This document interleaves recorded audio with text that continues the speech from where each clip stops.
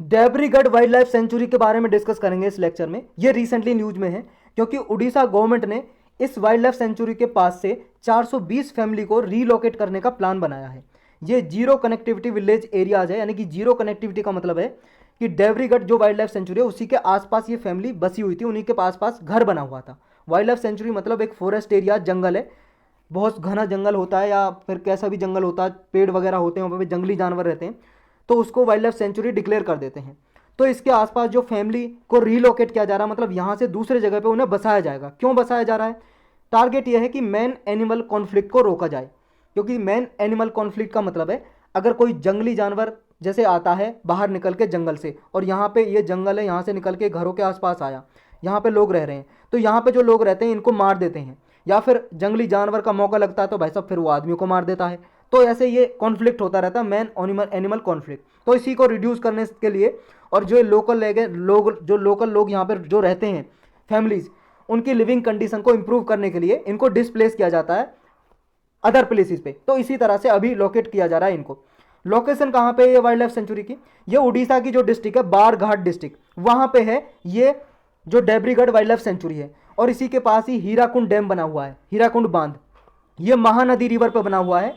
ये ईस्ट और northern side में बना हुआ है इस वाइल्ड लाइफ सेंचुरी के। ये वाइल्ड लाइफ सेंचुरी 1985 में डिक्लेयर की थी वाइल्ड लाइफ सेंचुरी। यहाँ पे इंसिटू कंजर्वेशन भी होता है वाइल्ड लाइफ का। इंसिटू कंजर्वेशन का मतलब है जैसे कोई जंगल है, अगर जंगल में वो सूटेबल है मान लो शेर के रखने के लिए, तो वहाँ पे उसे कंजर्व करके रखा जाता है। अगर उस शेर को निकाल के अगर मान लो कहीं पे चिड़ियाघर में ले दिया जाए, जू में, तो वो इंस्टीट्यू नहीं हुआ, क्योंकि वहाँ पे वो रहते नहीं है। ओरिजिनल प्लेस उनका वो जंगल था जहाँ से उनके निकाल को लेके गए, तो वो हो जाएगा एक्स सिटू। अगर चिड़ियाघर में रखते हैं तो एक्स सिटू कंजर्वेशन। तो इंस्टीट्यू जहाँ पे उसका हैबिटेट है वहीं पे रखा जाए, मेंटेन रखा जाए, वो है इंस्टीट्यू कंजर्वेशन, वहीं पे सुरक्षा की जाए उसकी। इस वाइल्ड लाइफ सेंचुरी में कौन कौन सी बायोडाइवर्सिटी मिलती है? यहाँ पे देखो फ्लोरा मिलते हैं। फ्लोरा का मतलब है plant and trees. Dry deciduous forest मिलता है यहाँ पे, इस तरह का होता है ड्राई डेसिडुअस फॉरेस्ट। ये सूखा जंगल सा होता है, यहाँ पे कहीं कहीं पे पेड़ होते हैं, झाड़ियाँ होती हैं। फोना क्या मिलते हैं? फोना का मतलब है एनिमल वगैरह, एनिमल पशु कौन कौन से मिलते हैं?